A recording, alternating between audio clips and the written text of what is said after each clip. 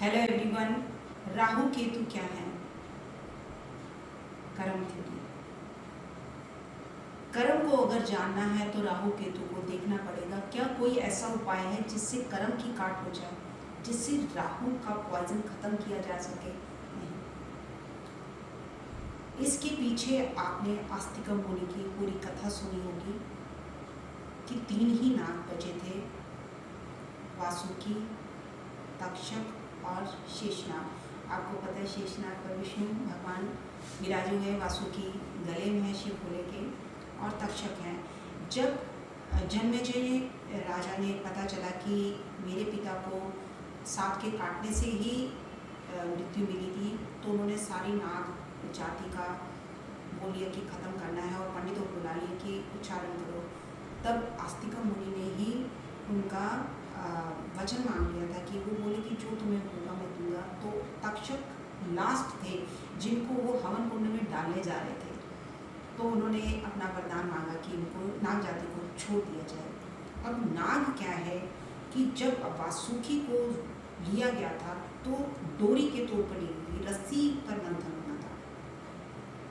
अब जो मंथन से निकल के आएगा वही कर्मफल है। वो कर्म अच्छा है बुरा, ये नहीं कि सब बुरी चीज़ें निकले, अमृत भी तो निकला था।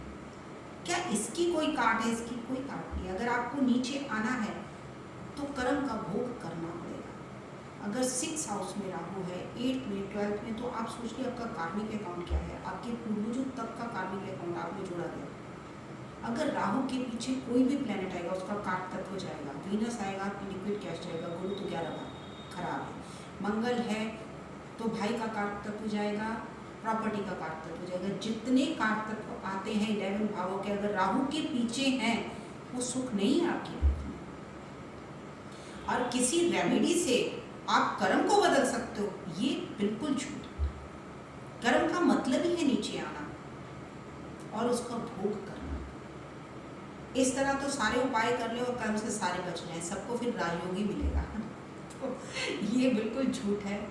आपको आज देखिए गूगल है, कोई इन्फॉर्मेशन चाहिए, मुझे एक वर्ड क्लिक करना चाहिए तो मुझे ना याद हो जाती है चीज़ें। जब मैं पढ़ने गई थी जीव कल्याणाणी ज्योतिष, तो राहु केतु क्या है? कर्म है। क्योंकि मंथन होकर जो निकलेगा वही आपका कर्म फल है। अगर मेरे 18 साल अच्छे हैं, राहु की महादशा मेरी अच्छी गई क्योंकि मेरा राजयोग था, वाकई राजयोग था। उसके बाद गुरु की अच्छे है तो मैं ज्ञान के अलावा कुछ नहीं। आज शनि है, जो देंगे मुझे लेना पड़ेगा। वो अगर मुझे जंगल में फेंकेंगे तो मुझे वहाँ वनवास काटना है। अगर वो मुझे एक वन में भी रहने के लिए, तपस्या करने के लिए बोलेंगे तो मुझे रहना पड़ेगा, क्योंकि मैं उनसे कह नहीं सकती मुझे ये चीज़ चाहिए। वो बोलेंगे जो नसीब में होगा मैं खुद दे दूँगा। और ये भी 30 साल बाद कन्वेंशन बनती है जब जीवात्मा के ऊपर से शनि निकलते हैं।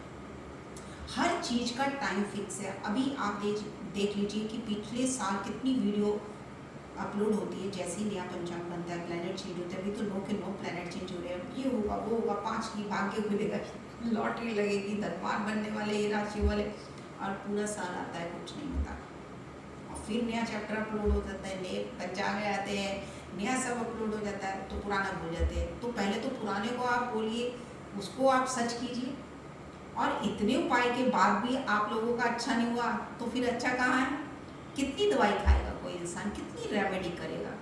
क्योंकि उनका विश्वास है एस्ट्रोलॉजी पर। और आप लोग रेमेडी करिए लेकिन सच के साथ। सच आपको पता होना चाहिए ताकि आप मेंटली तैयार करो अपने आप को। और क्या है कि मैंने किसी पर देखा नहीं है कि अगर मैं मान लीजिए 2019 में 2023 की बता रही हूँ कि ये होगा, तो उसको विश्वास नहीं होगा। वो क्या करेगा? एस्ट्रोलॉजी चेंज करेगा, किसी और पे जाएगा, उसने बड़ा अच्छा बताया होगा। अब 2023 में जब वो हो जाता है, वो मेरे पास कब लौट के आएगा? 2024 में। जिस चीज़ को मैं रोकने की कोशिश कर रही थी वही तो हुआ। और मैंने नहीं कहा मैं रोक दूंगी, मुझे सिर्फ सच बताना है। रोकना भी मेरा काम नहीं है।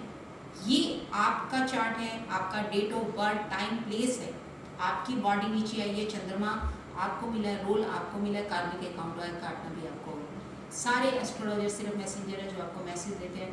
और अगर कोई ये कहता है कि मैं भगवान हूँ और आपका कर्म भी बदल सकता हूँ, तो उसका एड्रेस आप कमेंट बॉक्स में जरूर दीजिए, क्योंकि मैं तो चाहूँ कि सबका अच्छा हो और मेरा भी अच्छा हो, तो वो मेरा भी चार्ट देख के मेरा नसीब भी बदल देगा। तो ऐसा कुछ नहीं है, ये सिर्फ है कि हम जहाँ पर लाइट्स होती हैं, बड़े बड़े कैमरास होते हैं, बड़ा शो ऑफ होता है, हम वहाँ भागते हैं, या हम इमोशनली अटैच होते हैं उसके वाक से।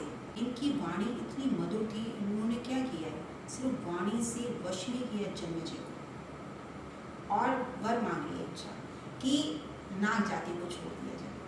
तो आप लोग चमत्कार की उम्मीद मत रखिए। अच्छा कर्म फल है तो भी आपके खाते में जाना है, बुरा है तो भी आपके खाते में जाना है। इसके लिए आप किसी को दोषी नहीं ठहरा सकते कि कभी किसी में दोष निकालने बैठ गए, कभी किसी में दोष निकालने बैठ गए।